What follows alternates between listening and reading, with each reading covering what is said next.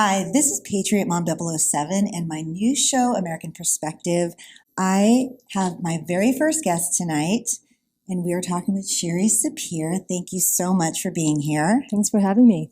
So I've seen Shiry around town over the last several months. She's running for Superintendent of Public Instruction. And is it just in Scottsdale? Is that a district? State. Okay, that's a state office. So I'm learning too. Thank you. And I have met friends in the area working for her campaign, very good friends. So I know they're a good person, so I know she's a good person. I know her personally by that now. But what I'd like to do is I'd like you to get to know her too. And we're going to talk about her candidacy, and we're going to talk about what she wants to bring to our state, but we're also going to find out just who she is so you guys can judge for yourselves at the ballot box and know her like I do. So let's just start out. Shiry Sapir, I'm just going to go for the obvious question because nothing's written down. So the name, what's the derivative? What's your culture and heritage? I'm from Israel. Excellent. I love that. So I'm Syrian. Okay. So your family came from Syria? No, my dad's from Syria. Okay. Born American, but we Syrian upbringing, Syrian household, it's just as if we were there. And I've been there before. I have relatives still there. So same side of town, so to speak, we say. The Arabs, some people say we're not all Arabs. But for me, if you're from the Middle East, you're an Arab.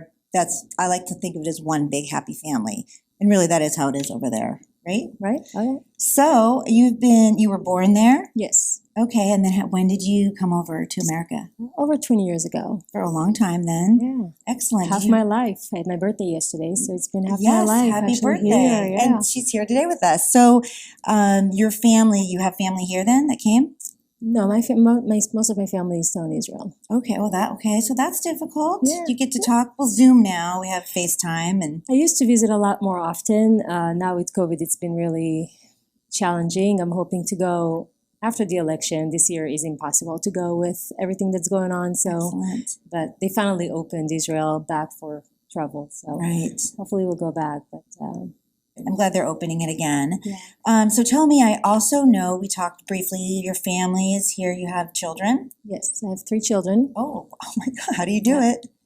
Well, God doesn't give you more than you can handle. So my children are young. I have a 9-year-old daughter, 7-year-old son, and a 3-year-old son, 3.5. So oh my gosh. They are little, but they are troopers. So they're doing pretty well under the circumstances. I mean, I'm gone more than I would like to acknowledge at this point, but it's just the price we're going to have to pay.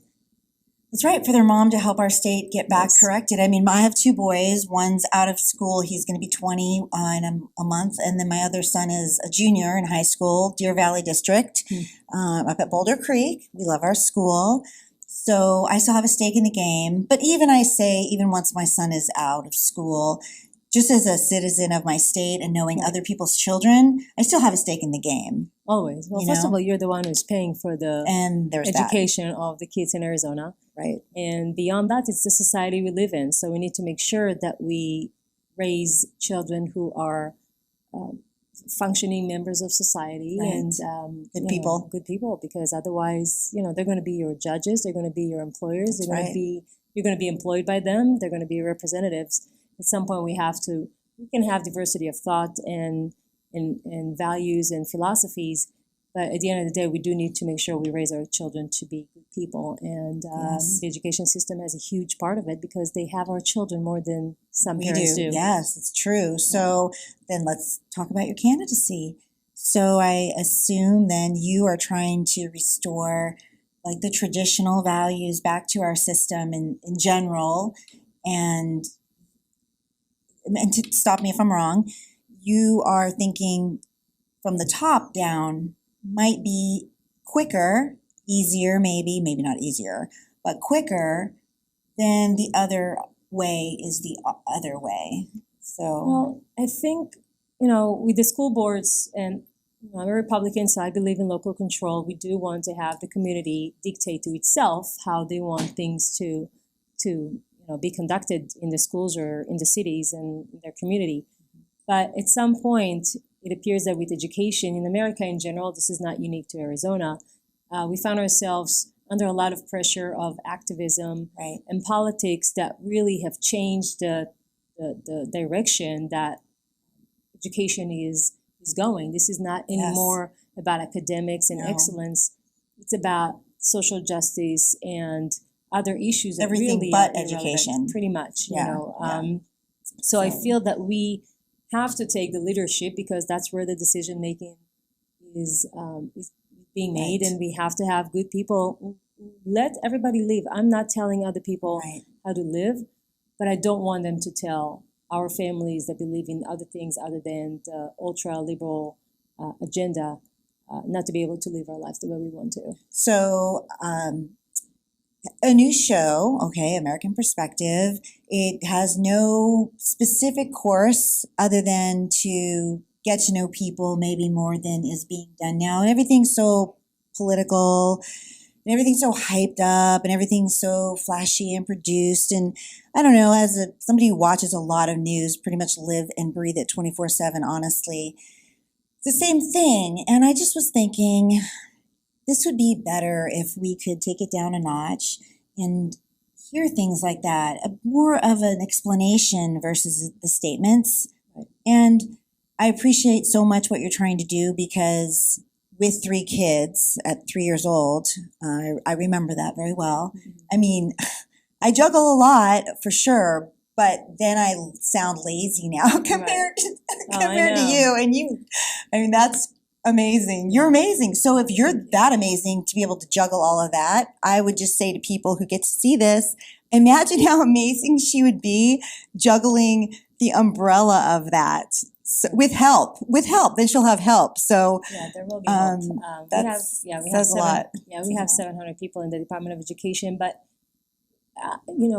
this is a very urgent matter. You know, a lot of people say, well, why now? Why aren't you running for a school board first, and then pay your way through the political, path?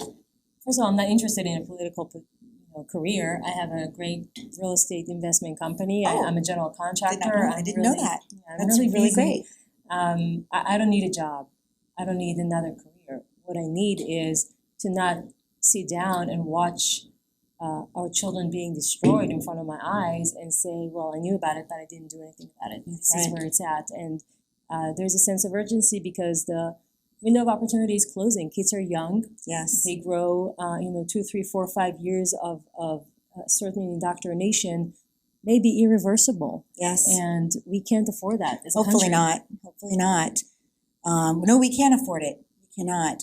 We see what's happening, which should be no surprise because we still have history books on the shelves of actual libraries, even though nobody reads them. All they have to do is crack a book, honestly, or Google it, and they can do that too, because I think all the books are on Google now, from what I understand. I don't know. Everything is online. I mean, everything's online, so we have no excuses to not know what's actually happening in real time to our country, even though it may be on TV from the other side of the world in another country. It's happening here as well. It's like there's a map being drawn, and only certain people who are from other countries, let me just say that too, how much of a difference that makes.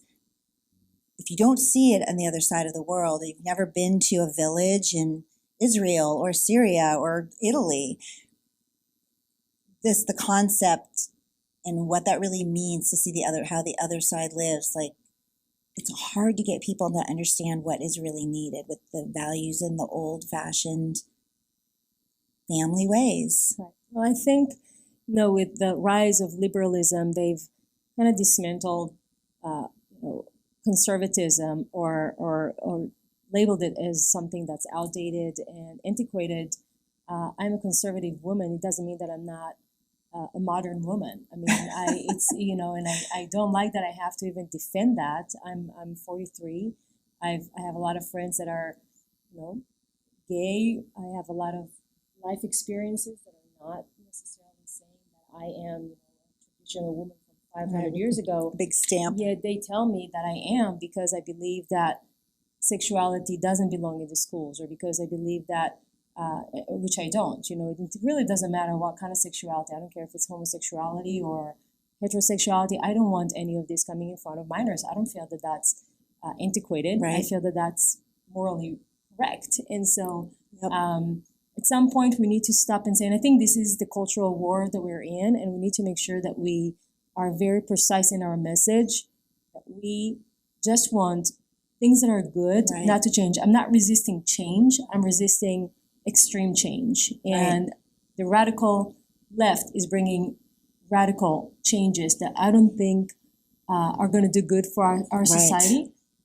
And we need to stand and say, we're just not gonna allow this to happen. And this is why, the history of America and America is the most exceptional country on earth. You know that. Well, there's a reason why everybody comes to America still, despite, and I know everybody says this, despite what they're saying, how horrible we are, how racist we are, and all the negative things. Clearly, that's not true, or people wouldn't pour here to this date with risking their own lives. Right, of course. And people, and I always tell people, when I go around and speak, there is no other dream other than the American dream. There is no Italian dream or Ukrainian. I mean, there isn't. They don't say the Russian dream. That's not a thing. No, the China dream is not a thing. Yeah, there's nothing else like it. There's only one dream universally that every citizen of the world understands, that there is one country to go to and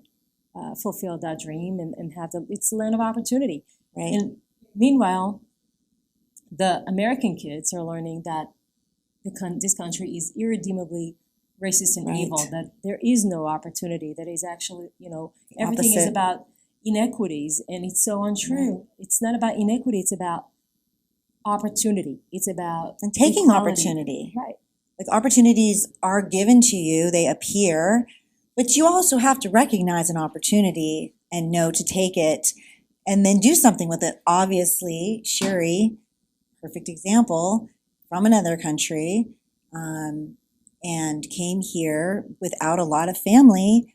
Most of my family who came over from Syria or Lebanon, they came with all the family, 9 brothers and sisters. So to do that, he is even more successful and has a family and a business and now a campaign to try to help. I mean, who would you rather help our state in our schools than somebody who just explained what she did? I don't know how anybody would say, oh no, pick the other person. Like, that doesn't make sense to me. But this is what we need to embody and explain in our message, that I was empowered as a girl. I was told that I can do whatever I set my mind to. I was told as a young, and I was a teacher's pet. You were a good student. We call them good students. I was, and I loved my teachers, and I loved school. I mean, As for I me did to be too. a punishment not to go to school. Yes.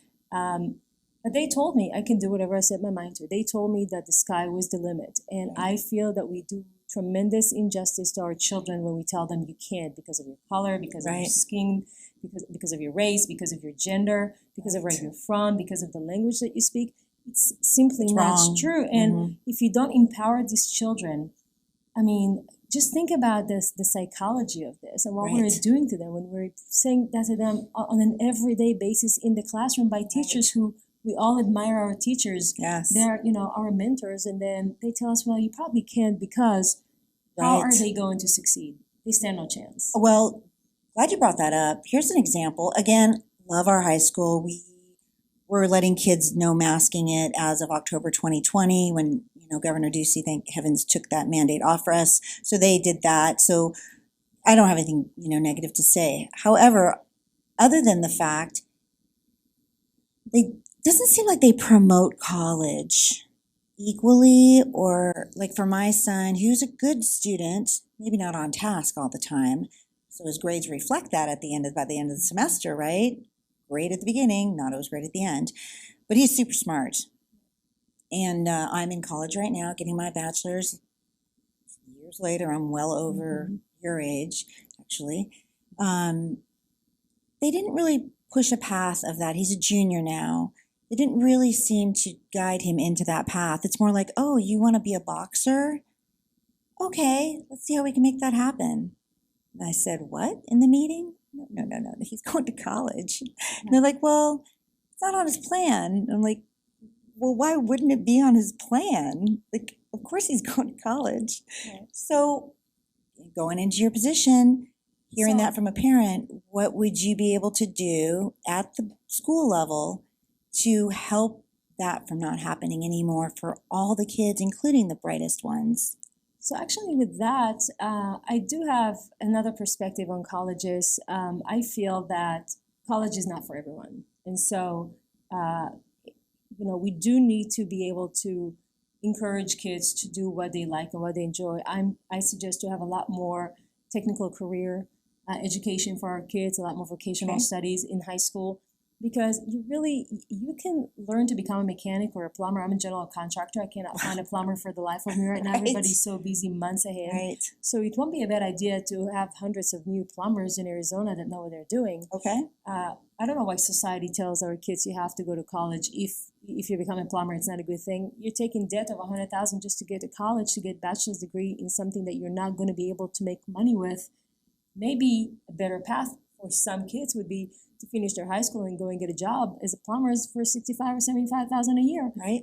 That's a good path. So maybe I, as a mom, have a very narrow vision. right. And since I didn't go to school when I was 18, because I didn't want to incur debt, actually, I started working. And now I do want to get my bachelor's just as a personal goal and to show my Right. kids it can be done, right? Whenever you want to do it. So I'm halfway there. But the way you explain it. But that might be the chip on your shoulder. And I'm doing it in community college, actually. So it's very, very inexpensive, reasonably so. And then I'm using the programs that are available to me now, at my age. So, but what you just said, I will say, I think my 16, almost 17-year-old would agree with you and say, but Mom, what if I want to be a professional boxer? And there's plenty of those around. Right. Yeah, you're probably right. And that's a great way to look at it, honestly. There's too many people that are very unhappy with their lives. And we have to look at that as a society and say, why are we unhappy? Why are we putting ourselves through these, paths that were predictated to us by some, just like moms, you have to go and get a job because you need to, it's the whole feminism move, right? You need to fulfill your full potential. If Right. you're staying home with your kid, then what? Then you're abandoning your child to other people. I know so many women who would make less money than the nanny that they're paying just to Right. go and say they're doing something. Well, again, I think that's something that society told us. Again, I'm a career woman, so I'm not going to say, but I did not spend a day away from my children after giving birth. I mean, because I worked for myself and Right. I had that opportunity. And I thank God every day for having that option. So we need to, I think this is a time of reflection, and we need to say, a lot of things that we've tried are not working. Right. Let's take a breather and let's say, let's do some new things. Let's have some new ideas. Let's break some of those myths that have really chained us Hindered. Exactly. Movement, yeah. Yeah, because maybe there's better opportunity for some of us doing something else. My path wasn't a usual path. I was in the Israeli military. Oh. We'll be I talking about that next time. So just note to self. Sure. Okay. I got my college degree in interior design. Then I became a real estate broker. I became a general contractor. I got, pilot's license. So we'll be went doing to a culinary series of school. interviews, is what you're Well, saying. yeah, Okay. I can talk about all these things. Series of interviews on the calendar, please. Yes, anytime. But that was my path. I went to culinary school in the midst of having an extremely successful real estate because I was pregnant. I don't know, I might have just really wanted to nest or something. I went to put myself in culinary school for a year while I was pregnant with my first child, just for fun. It was amazing. I enjoyed it. It's Scottsdale Community College. That's I highly amazing. recommend it. Amazing. I didn't have to do it. Right. I didn't have to prove myself. I wanted to do it for myself. And I think this is what we need to encourage in people. Do your passion, do what you love, because it's our life and we have one. Why waste it trying to put ourselves in different, boxes that somebody told us we're supposed to fit into? Okay, so that sounds like time to wrap the show because I wouldn't want to follow that up with anything and leave you with that thought to just think about for a while till we talk to Shiry again. Obviously, we must do that because, well, again, series of conversations with everything she's done, and I'd like to hear about all of them, as I'm sure everybody else would too. So, Shiry, I cannot thank you enough. Let's tell everyone, though, if they want to help your campaign or the donations or the volunteering, where do they find you? Sure. So the good news is that my campaign is actually the first one to have submitted the signatures that are required to get on the ballot. So we submitted almost 11,000 signatures. I'm the first Republican statewide to ever submit so early. Excellent. Because we have a great movement behind us.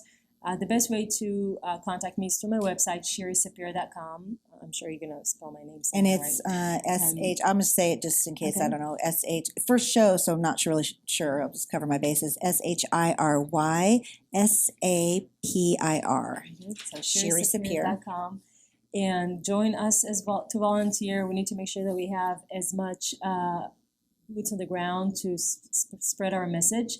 And really make sure that we rally all the troops, all the parents, all the people who care about kids, because this is a children rescue mission, as I said. So We need just to- getting notes from the backstage helpers. It's okay. I'm so sorry. Oh, sorry. I didn't know we have a live chat. Okay, again, first time behind this side of the table that's not a dinner table. So didn't know we had a live chat. that's great. Welcome to our live chat. So this I'm seeing, okay, we're going to hit you with a couple questions apparently. Sure, I'm here. How much power do you have, or if you were to enter the office, to change the critical race theory issue that's been overcoming areas across the nation? So Kathy Hoffman, the current superintendent, established the Office of Equity, Diversity, and Inclusion in the Department of Education. Heard That of it, yep. office will be closed the first 24 hours that I'm in office. That will make a huge difference because that is the same office that I don't know if you remember, but about a year ago, even Dr. Carlson, I think I had it on, where they put a toolkit to help families to work with their 3-month-old racist babies. Missed so all that. of these, I mean, they send so much information. I mean, the job of the Department of Education is to transmit information to the school boards. And when you're obsessed and possessed by equity, diversity, and inclusion, which is another word for critical race theory, this is all this is, Yes. that's what you're going to be getting. So Right. we're going to eliminate that. And again, you cannot legislate culture. So as much as we have some laws that are trying to pass right now, there was one that passed last legislative session, it got knocked out in the courts. You can't legislate culture. We need to make sure that as the leaders, as the Department of Education of Arizona, we say it's unacceptable at every level. And everything that, instead of that Office of Equity, Diversity, and Inclusion, we're going to open the office, the 1776 Okay, we love department, that. and we're going to be pushing basics. our agenda. That is not our agenda as if we're on the other side. This should be the American agenda Yes. because this is America. This is this country. That's great. That is Mhm. unbelievable. I'm so Yeah. glad to hear that. Yeah. So do we have one more? Is there one more question here? Or is this the same question just scribbled twice? I'm not. Okay, cool. I love the look back there. So, okay. So that was fun. That was a live chat. That's new for me and obviously not new for the people chatting. So ShirySapir.com is where you can find her website to help with her campaign, volunteer, donate. Check her out. Check out the other side of her that we didn't discuss today because all the other details are right there in print. It's hard to get what we had today on print, So we appreciate you sharing such information with us. So this is my end of my first show. Thank you guys. I hope everybody's going to watch this, loves it. And this is Patriot Mom 007 with American Perspective. And I'm not sure if my camera girl is ready to cut me out. So I hear her feverishly writing. And we're not quite, yikes. And oh gosh, okay, these are questions I'm learning. So keep us posted on how your race is going. I will. I'll be happy to. But I'm going to hijack you for other interviews anyway about the Israeli military and all the other awesome stuff you talked about. So we're going to be keeping up with you naturally. Sounds good. Awesome. Thank you, though. Thank you.